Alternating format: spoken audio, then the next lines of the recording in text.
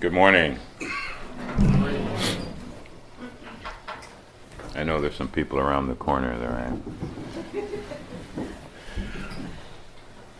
This is a very brief period of time for such a large topic,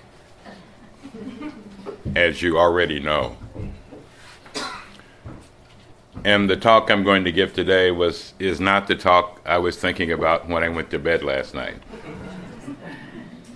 That's always a dilemma. I woke up thinking about a movie I saw a long time ago called The Shawshank Redemption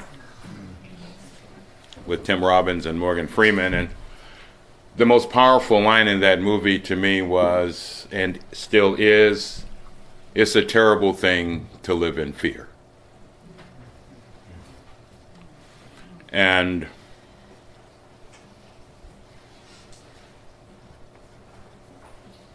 so let's not live there.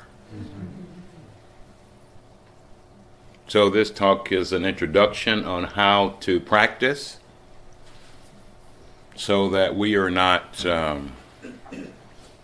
living in fear. But first, the poem. Kind of. I will write a poem, maybe, if I can catch one as it comes by, like a bird catches the wind. To be raised up, to trust implicitly, to be sustained in a little act of daring. Yesterday, at 2:35 a.m., there was a large goose standing on the deck right there at the edge of the lake, calling, talking, squawking, sound making, and trusting implicitly in this little act of daring. Some distance apart, another geese who had been silent but looking, noticing, watching, and standing nearby started talking too. For something or for nothing, but just trusting implicitly in this little act of daring. I will write a poem, maybe, if my heart can catch one, as it comes by like a bird catches the wind.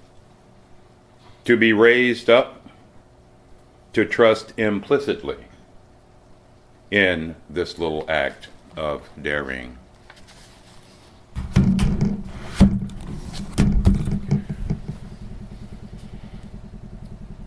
If we had Wi-Fi here, I would play a song for you written based on a poem by Thich Nhat Hanh, and it's called Call Me by My True Names.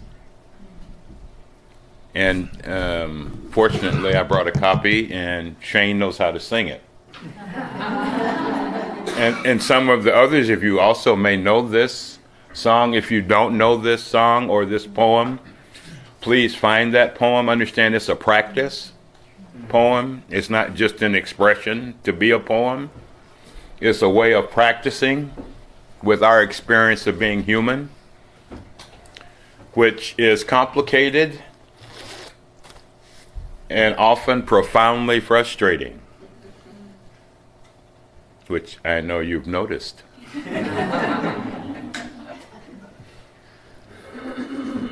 So, Shane, where are you? Somewhere. Oh, there you are. Great. Thank you. So, if you know it, please do sing along. My joy is like a spring so warm, it makes flowers bloom all over the earth. My pain is like a river of tears, so vast it fills the four oceans. call me by my true names, so that I can hear all my cries and laughter at once, so I can see that my joy and pain are one. Please call me by my true names, so I can wake up, and the door of my heart could be left open. Please call me by my true names, so I can wake up, and the door of my heart could be left open.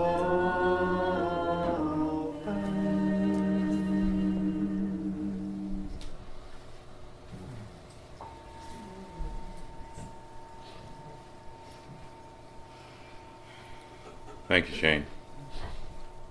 So you can find this online if you'd like to listen to it. It's being sung by monks and nuns and lay people associated with Thich Nhat Hanh in Plum Village. You can also find it in a book of Thich Nhat Hanh's poems that he wrote a long time ago in Vietnam called Call Me by My True Names. You can also, of course, Google it and get a copy of just the words of the poem itself. To deal, it's interesting, in Buddhist scholarship, there are many things that are listed as afflictions. Fear is not one of them. So I went through my little library of Mahayana text and Theravada text and Tibetan text, and I was looking for, and no one in any of those traditions has identified fear as an obstacle to our enlightenment.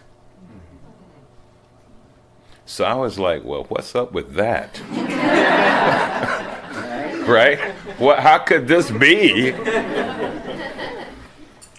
And then I came across a collection of teachings of the Buddha called the Numerical Discourses.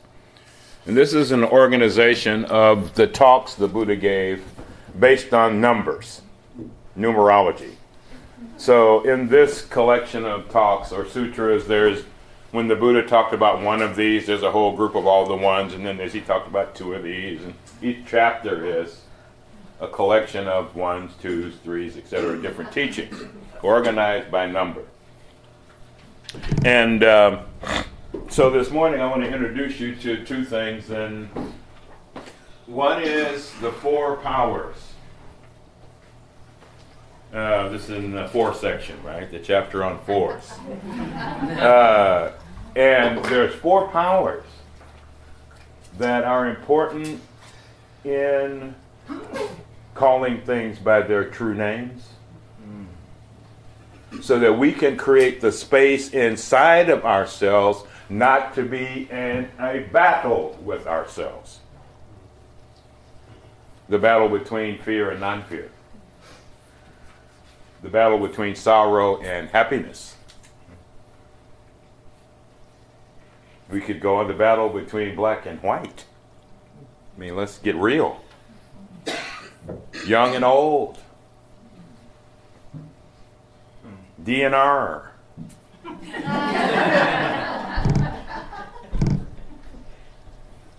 I think everybody got that, but what's to me so important is those battles at one level are all the same battle. It is the battle of dualism. It is the battle of misunderstanding what discrimination really means in terms of practice.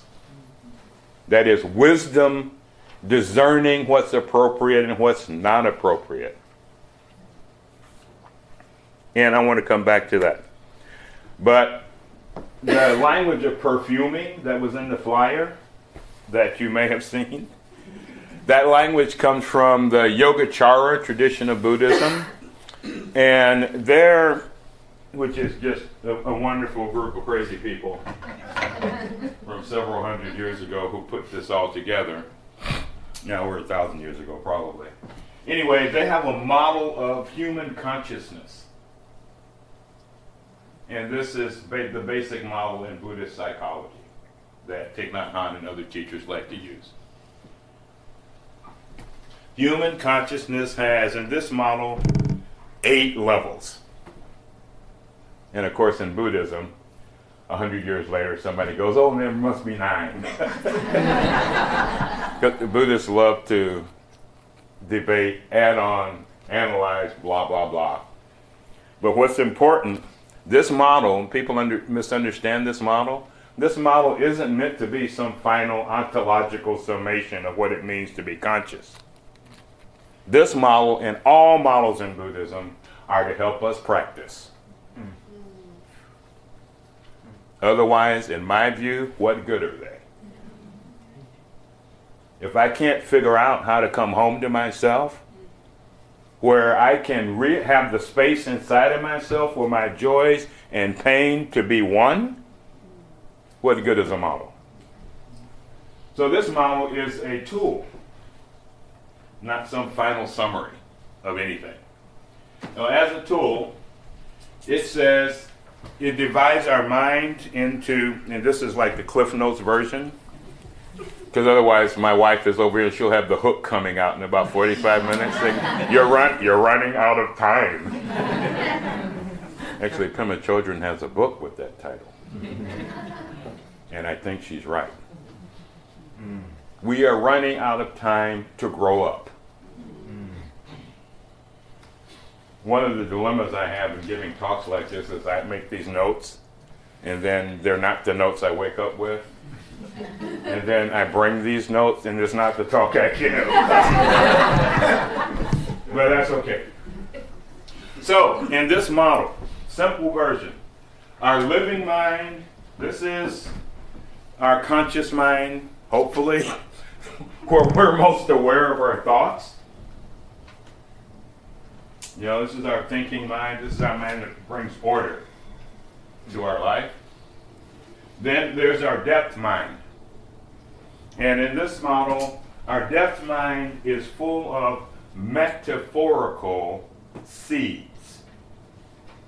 And here, seeds means impressions, tendencies, conditioning. And this conditioning is connected to our individual experience. Every experience we have posits a seed, adds a seed, or reinforces a seed. And the image of seed here is agricultural because it's meant to communicate potentiality. And our depth mind is full of potential manifestations. Potential thoughts, potential actions, potential behaviors. So we all have experiences around that create seeds for us. I checked the news this morning, and I check the news every day as a part of my practice. And it's not easy, as you know, to practice with what we are told is the news. So every week every morning I've been getting up early, checking in on Standing Rock. And we have some order members and some Sangha friends who are there, who've been there for several weeks, sending us updates and photos. And do you know there are like thousands and thousands of people there from all over the world? Yes. And do you know you can barely find any coverage? Now why would that be? Well, that would be, in my opinion, which in this case doesn't intend to be humble. Because we live in a culture that pretends there are no Native American people in this society.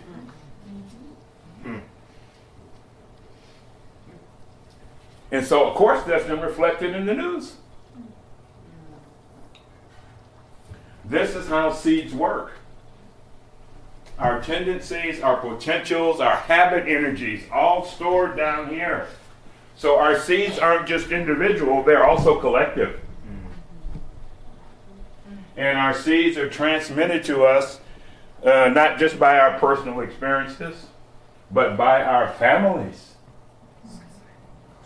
by our societies, by history, our histories, and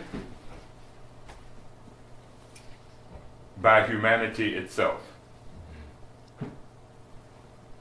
What does that mean? That means in the depth mind of every human being, there's the possibility for love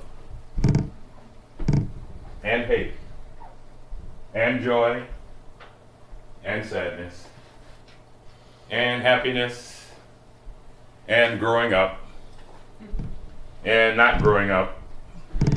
All the seeds of the entire human species, the potentials, the impulses, lie in our depth consciousness. So many of us have gone through our life not realizing we have this underground, this undercurrent, this basement. But this basement, the quality of our life is determined by the quality of these seeds. And so to understand your fear is a seed down here. Okay? And I was on the phone last night with a dear friend from our Sangha in Whitby who's passing away. And at least she thinks she's passing away. She's close, but not as close as she thinks. So every time I get in touch with her, she wants to, well, give me a meditation to help me pass away. And I say, you're not ready to pass away yet, or you wouldn't be asking this question. Okay, so I told Peggy last night, I need to record these. I'm like making up these great meditations to die. I should like save them for myself. So like, boy, that was helpful. Our seeds down here of fear are conditioned. It doesn't come from nowhere.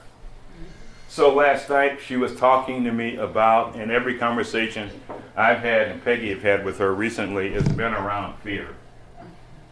And how can I practice with fear? And she told me last night there's less fear. As she's been practicing, less and less fear is coming up. And she told me last night there's still a little left. So I said, well, that's okay. It means you're still alive. And that's why fear is not an affliction. It is an energy connected to our very aliveness. It is not our enemy. It is an experience of being human.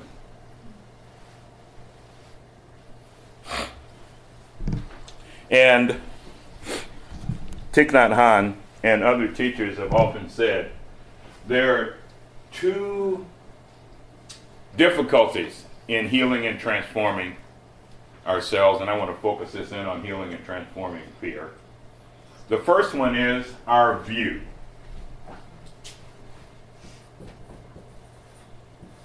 In some Buddhist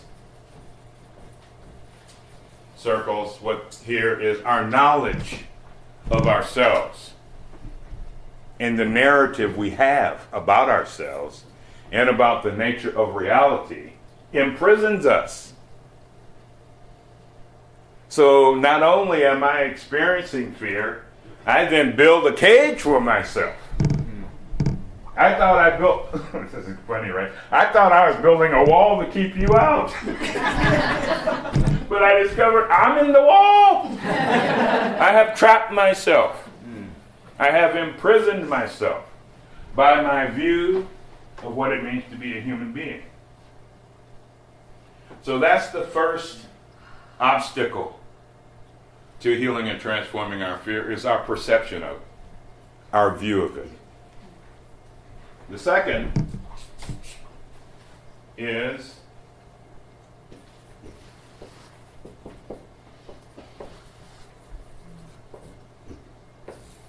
habit energy. And habit energy here is about, here's a Buddhist technical term, both are, but formations. You've heard of mental formations? Well, the mental formations also include what's called mental fabrications. I like that. Because what that means is I cannot experience, let's say I'm having an experience of fear.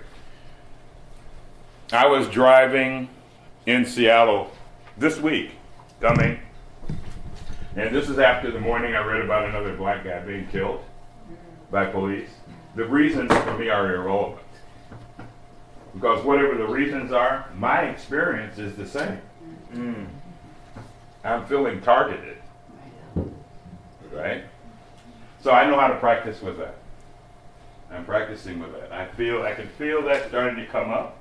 But thanks to the practice, before it gets to my mind, I can turn it back. And then I can take that same energy that came up as fear and open it up. I can open it. And what I mean by that is I do not have to define myself by that experience. That's just a part of my experience. It's not the summation of who and what I am, or who and what I might be afraid of.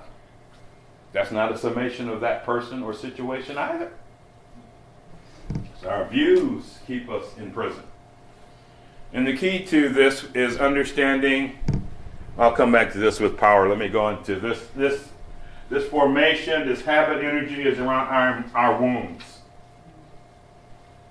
So one challenge to transforming our fear into love is our view of fear itself, and of course our view of love. And I'm not, as you can imagine, I'm not referring to People magazine love here. I'm talking about profound love as it's referred to in the Brahmaviharas, the four divine dwellings of the mind, of loving kindness, of sympathetic joy,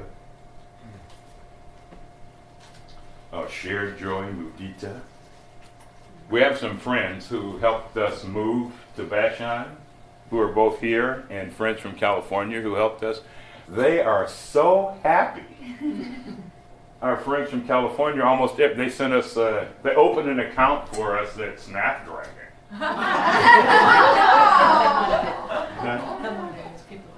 Snapdragon, the restaurant, the really good bakery.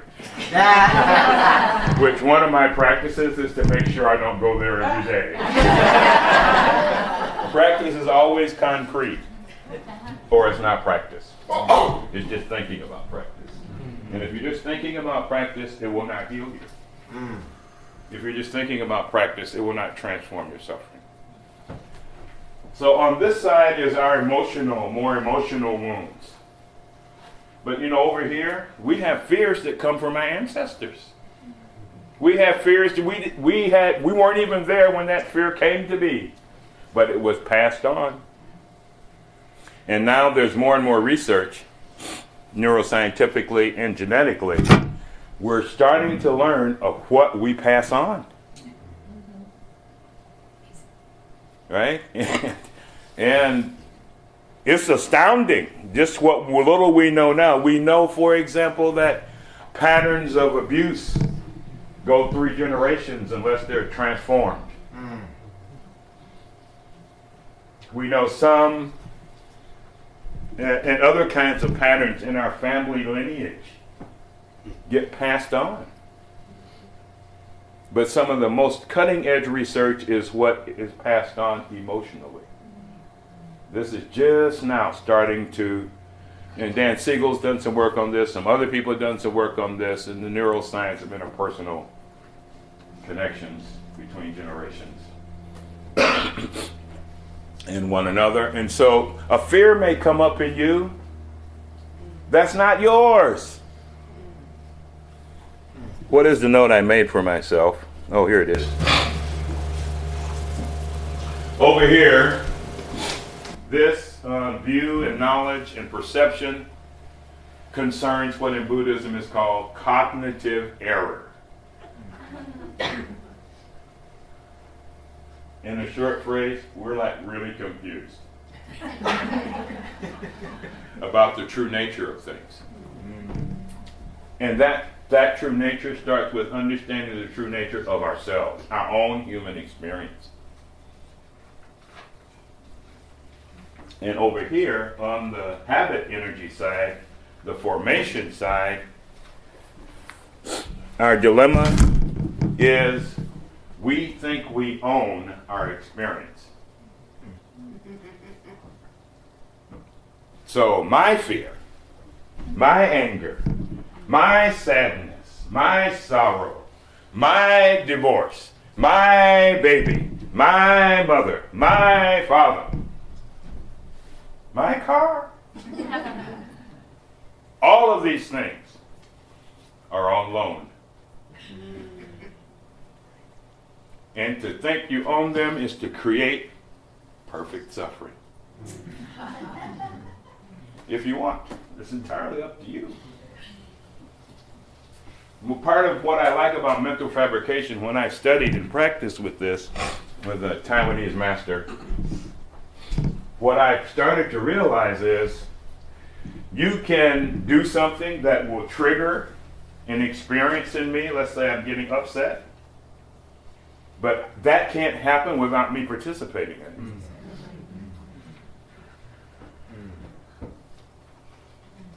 it. Oh. And once I saw that, and I learned this early in my life out of just survival, I didn't know this what I was learning when I grew up in the ghetto of Cleveland. But I learned that I participate in my own emotional and perceptive life. And that gives me freedom.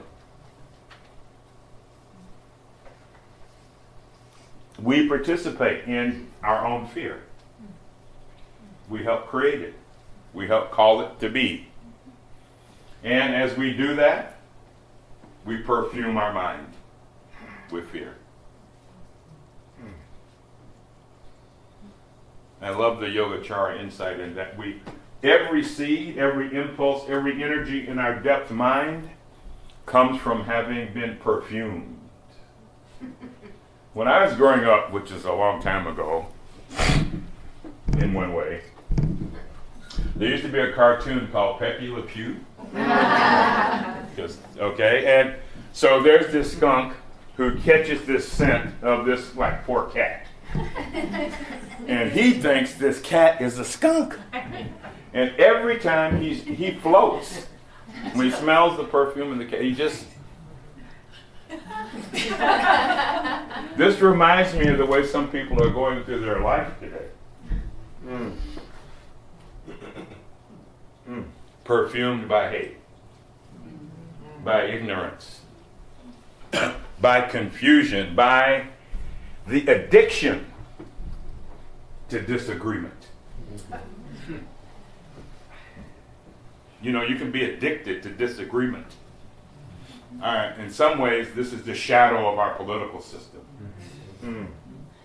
So we disagree, so we keep forgetting we're on a ship, okay, that has a finite life, and that is influenced by the waves and the winds of the ocean. And we are just so addicted to disagreeing, we don't see the iceberg. We don't have a long-term view.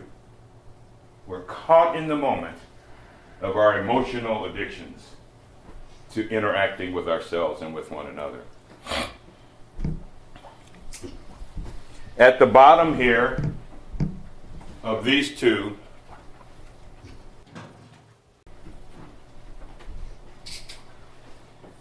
what sustains both of these is belief in a separate self.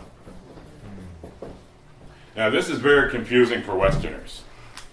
You know, we went through the Enlightenment and we have all this individuation stuff, which is wonderful. But that's not what self means in Buddhism. People spend 100 years misunderstanding what self means in Buddhism. What self means in Buddhism is my unskillfulness. So I had one teacher say, you know, if I collected all my unskillfulness and set it on the table, then I should call that table the table that holds myself. It has nothing to do with being an individual. That's a complete misunderstanding of what the teaching of Buddhism is about self. This is belief in self. This is, I mentioned this yesterday to a group, this is Miss Piggy, where everything is about moi. Okay, and if moi doesn't feel like I'm at the center of the narrative, then that narrative can't have value. And this is why we can't see Standing Rock on the news, because moi is not at the center of it. Okay? And in classical Buddhist, this is called I-making. We make an I. So you can start to see the chest beating going on in wherever you want to look. There's a lot of that going around.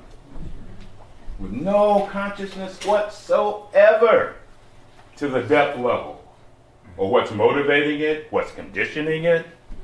And this is why we practice. Not so that we come out to be perfect people. That would be horrible and completely boring. We practice so we can be alive and awake to the miracle of our own life, which is a lived experience and not an ideology. It's a lived experience and not a religion. So it's entirely possible to go into a zendo anywhere in the world and sit perfectly in the meditation posture and get up and walk out and be the same asshole you were before you went in. Oh. Okay, you should. Sorry, but I grew up in Cleveland, Ohio, and I'm getting old. So I don't have time to be nice. Yeah. Okay, I know. And, you know, it shocked some people. I had somebody come, I've never heard a Dharma teacher say that word. Well, get used to it. We're in the 21st century. Okay, here we go. Belief in self. Meaning. Here.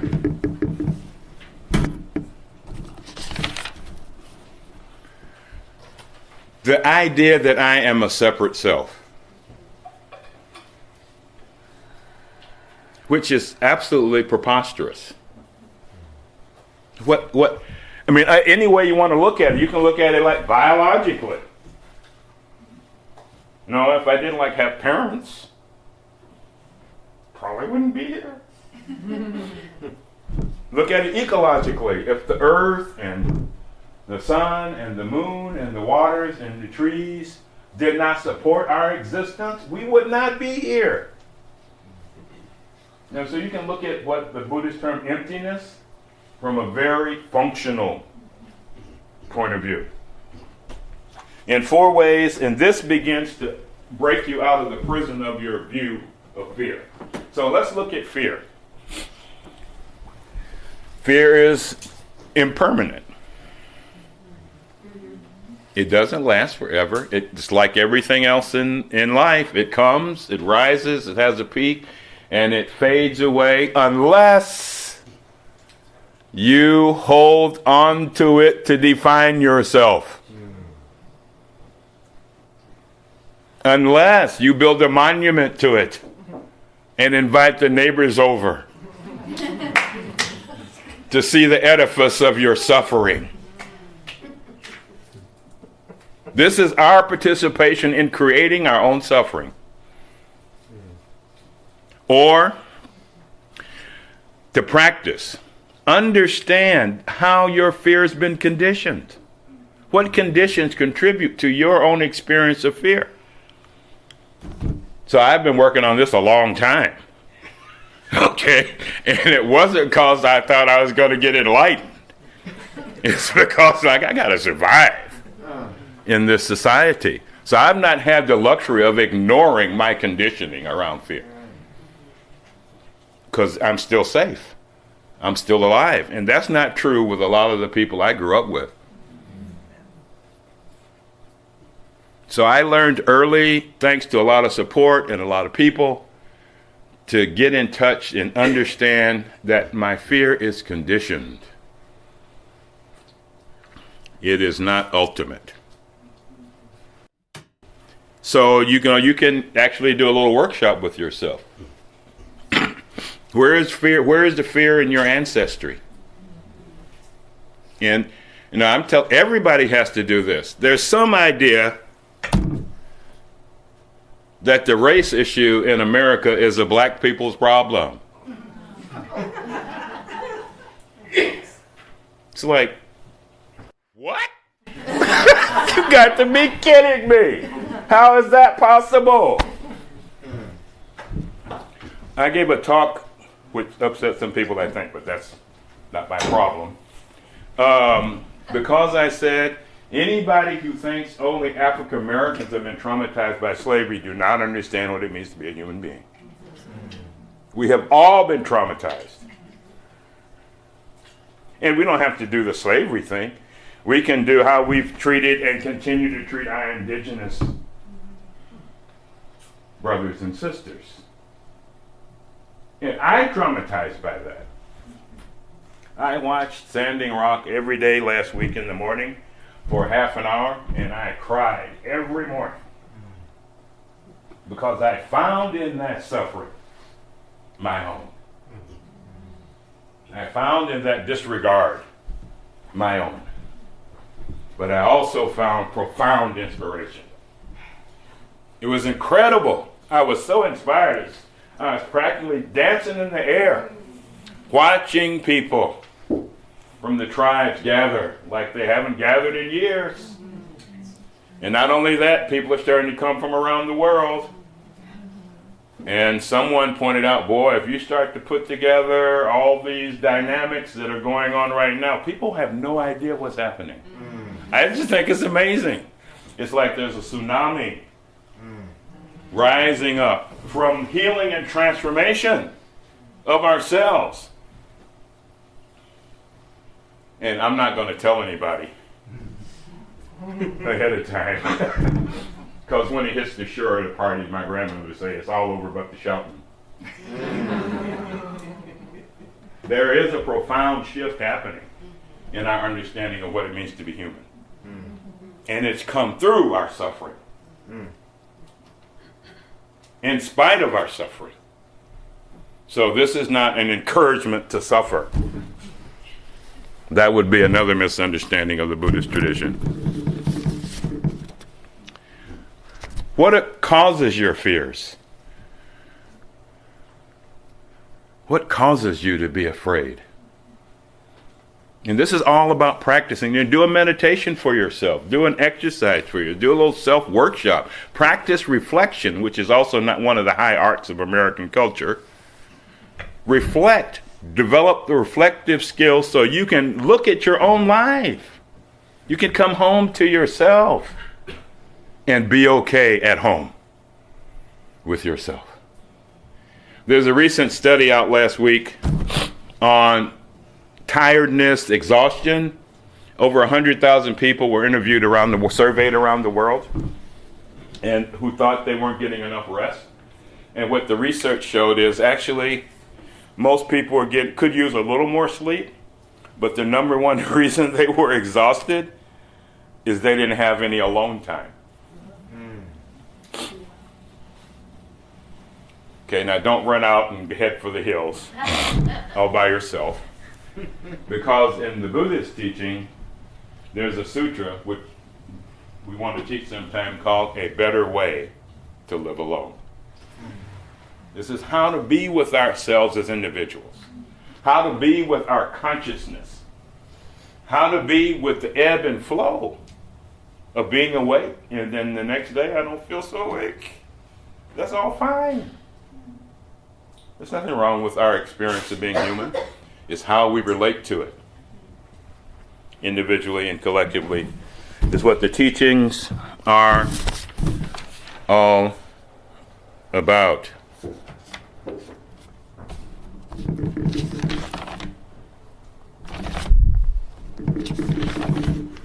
So there's 4 powers. Where are they?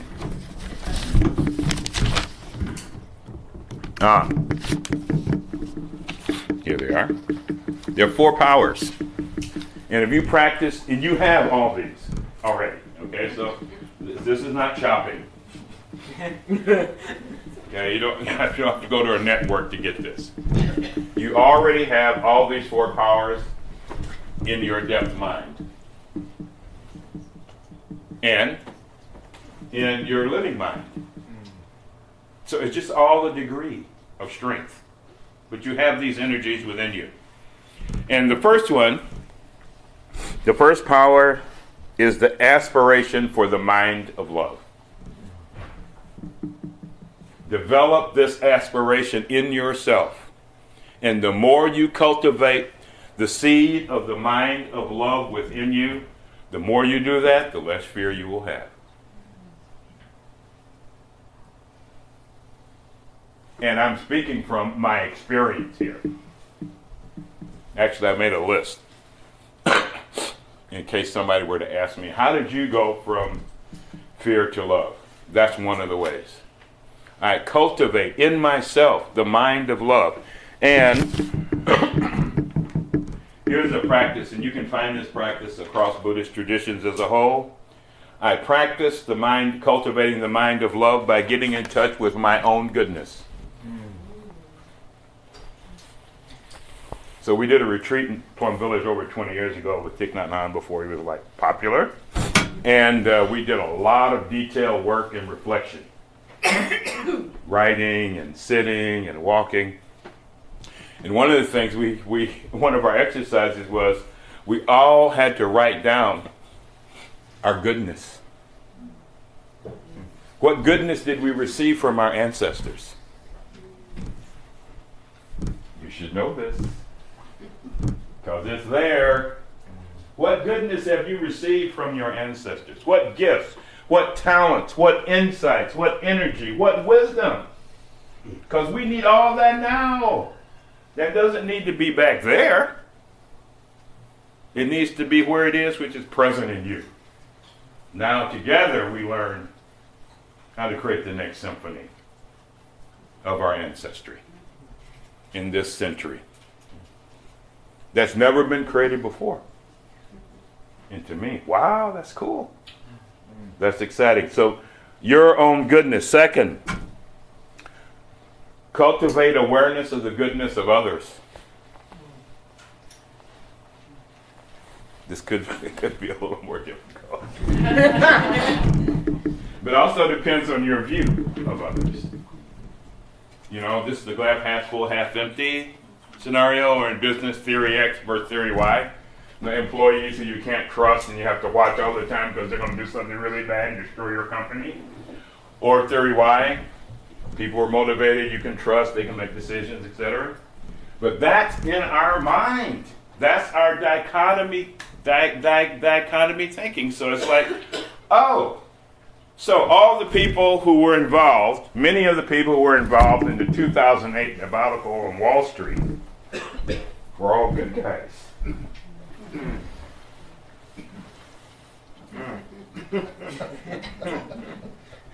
we thought. I never thought that, but a lot of people did, because I used to work at a bank. Okay, so that's not the goodness I'm talking about. I'm not talking about portrayed goodness. I'm talking about the goodness in our hearts, and in our minds, and in our kindness, and in our thoughtfulness. Nourish that. Find that. Get close to that. And if you can't get close to that, move. Because we are running out of time. Next, know the goodness, that goodness can exist between us. Oh boy, if we could just break through there. Because when I look at the state of the world, is a fundamental view that it is not possible for goodness to exist between us. In terms of the narrative we are fed, the story that we are being given. But I have lived and worked all over the world in many places, and that is not my experience. My experience is there is plenty of good between us, and that we can do phenomenal things, and it never gets covered. If the world was as bad as some people are suggesting, we would already be out of existence. That's my proof we're all still here. In the Hebraic tradition, there's a term for a group of the righteous who work 24/7, pray 24/7, practice 24/7, and it is because of their continuous prayer and practice that society continues to move and evolve, heal, and transform. We need to understand that about ourselves as human beings. There are people praying all over this planet, people working diligently, kindness all over. Yeah, there's war, but kindness doesn't get coverage. Right? Being together in ways that are helpful does not get covered. And we do this so we can be released from fear. So as we do these 4 powers, let me just repeat them again for those who are note people. 1, aspiration to the mind of love. 2, develop a meditative, contemplative life. Develop a practice. And if it's not this practice, do another one. I don't care. All I'm saying is we cannot wake up to this level of our consciousness and learn how to manage it helpfully without a contemplative life. Because it's only in a contemplative life that we can start to realize what's under the surface. Otherwise, we're just caught in the drama of someone else's construction of what it means to be human. So it's like, okay, I may be wrong, but it's me and I'm not confused about being wrong. Yeah, right on. Okay? I did a talk in Columbus, Ohio under the category of America's karma and on race and our dysfunctionality and our potential. And at the end, this guy comes up to me and he says, so I said, okay, we're living in a construct that somebody else created. So I think he was some professor or something, but anyway, I said, who decided you were white? There's like silence in the room. It's like, who decided I was black? I mean, I was teaching at Claremont Graduate University in the education department with school teachers and helping them understand the conditioning of their children that came to them. And one of the things there's like total startledness. We live in constructs that were invented.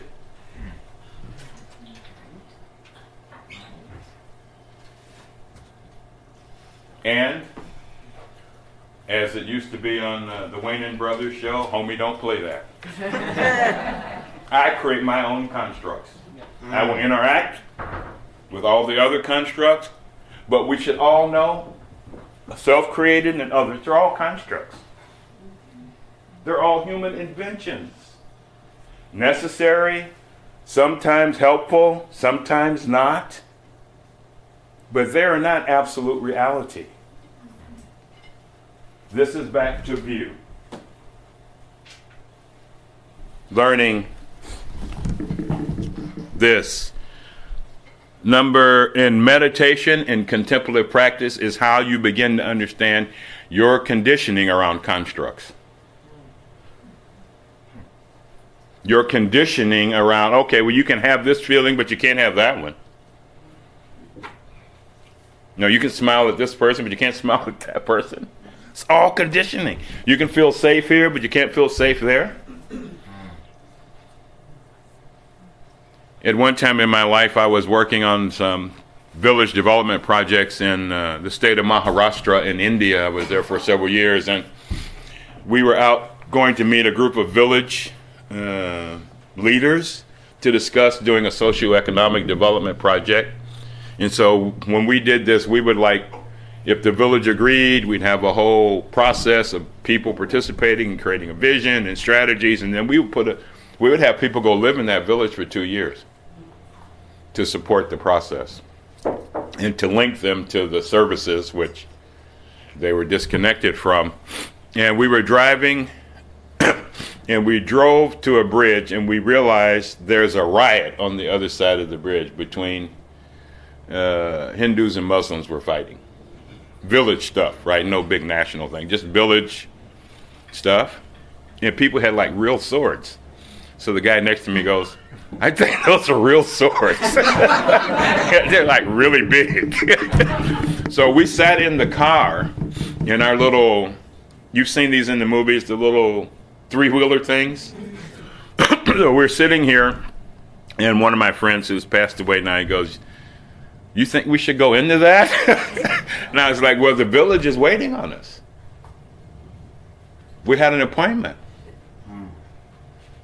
And this was an Adivasi village, an indigenous village in India. And so we drove through the riot. And people were so startled to see two white guys and me driving through. They just stopped fighting. It was great.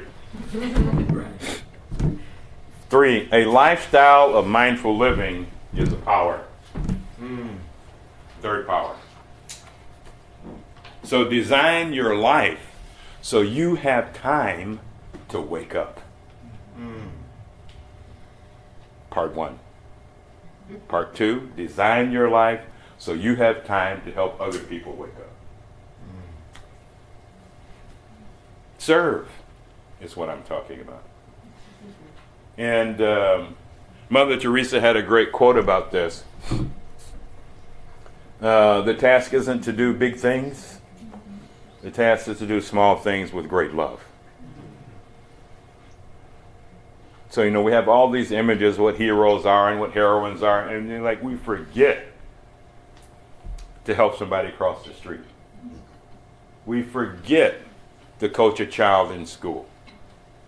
We forget the small things we can do to make a difference in other people's lives.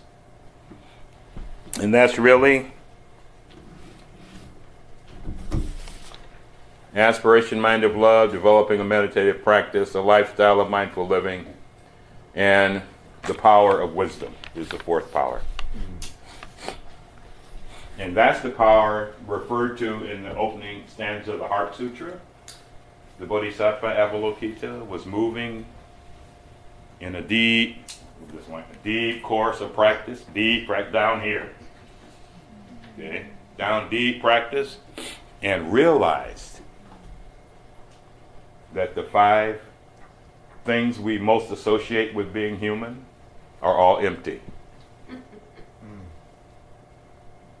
The 5 skandhas, body, mind, and once that happened, she experienced freedom. All fear left. Fear is about vulnerability. Is the experience of vulnerability in part. And what I've started to learn is if I don't fight vulnerability, if I don't put myself in a ring with it, no fear. But the minute I put a box around us and lock myself into a battle to see who's going to win, I will tell you now who will win. Vulnerability will win, because vulnerability will use my own energy against me. So the way this perfuming process works is things in our depth mind come up to our surface mind, our living mind, and as thoughts, language, or speech, and actions. And every thought, every language, and every action perfumes the mind again. And now we have some initial research about this in neuroscience, even though some of the research that's been done started 50, 60 years ago. My favorite is a guy named Donald Hebb. So he has a model of our consciousness in terms of our brain cells. That every thought, every speech, and every action, for that to happen, neurons, our nerve cells, have to communicate with one another in our brain. And every time we do that same action, those same neurons communicate. It's like you create he called it a cell assembly in the brain. So there is neurological mirroring of this psychological process. That's why it's so hard to change. It's not just an idea. So, try something simple. If you have a job, try going to work a different way. See how easy that is. See what comes up in you when you try to do something different. The next time you have a meal, eat with your opposite hand. See how easy that is. See what comes up. Shake it up. It's really all. And when we practice these four powers,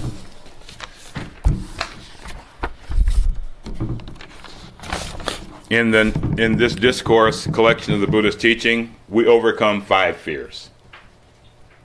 Fear number 1, fear of livelihood.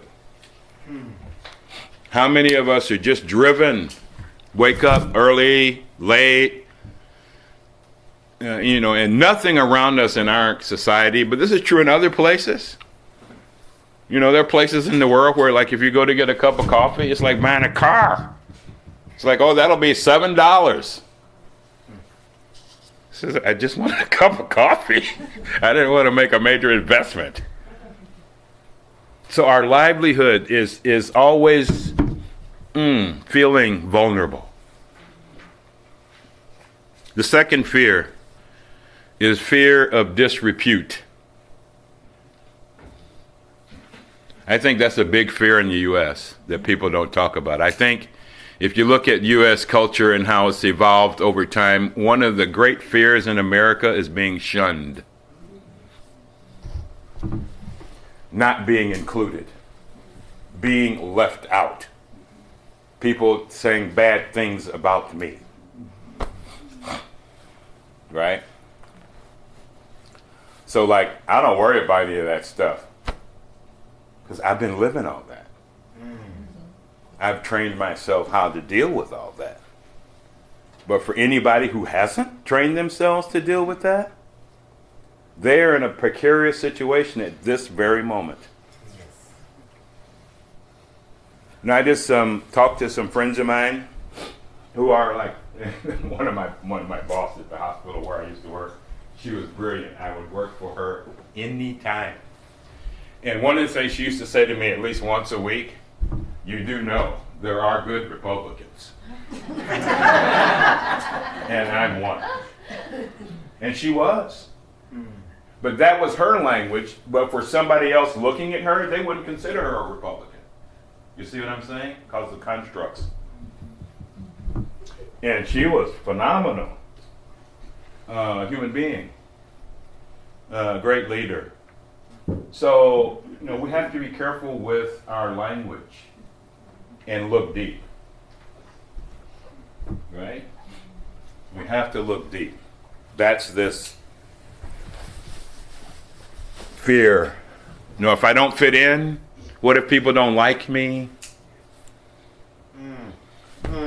I like over that. You can't grow up in Cleveland without getting over that. Not possible. Right? And you have your own story here. You go far back enough in your own lineage, go far back enough in your own heritage, and you will discover you have the same resources that are dormant for not being intimidated by what somebody else thinks about you. And so fear is not an obstacle to enlightenment in the teachings because it is fuel for enlightenment. It is energy for non-fear. People are like, well, how do I practice non-fear? Well, you can't practice non-fear without fear. No fight, no battle. It's just an energy allowing us to realize we are alive. And then if we don't construct monuments and other things to it, it just will flow by. It's real. Fear is a real experience. Right? Last thing I do to practice with fear.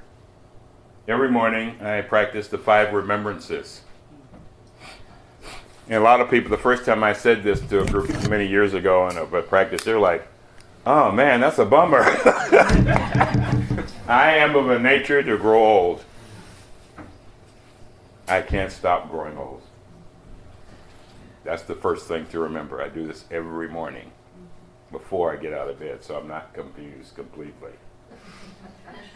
Second, I am of a nature to have ill health.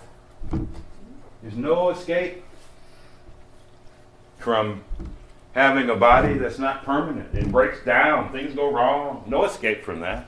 And every time I do that, when I first started doing this, giant fears would like leap up like movies. Third, I am of a nature to die. I cannot escape death. 4, everyone I love and everything I cherish is of a nature to change. I cannot escape being separated from them. And the fear comes and the anxiety comes up. And you breathe with that. Don't hold on. Just let it go. Let it pass through. That's what it's there for. To keep you awake and to let go, to release. And last, my actions are the ground on which I stand. I cannot escape the consequences of my actions. What does that mean? That means that every act creates perfume. This is both a neurological statement and a psychological statement. Every action perfumes the world.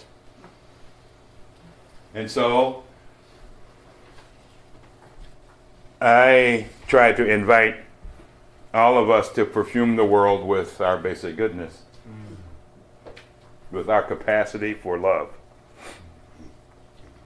In love in terms of inclusivity, but not inclusivity that is politically correct. I'm talking about inclusivity that can hold everything, including our own mess, our own sadness, our own fear, as well as our own hope, our own vision, our own change and transformation, what we have to give up to move to the next stage of our life and society. There's some giving up here, people. Giving up views and giving up emotional monuments to realize our true calling, which is to love.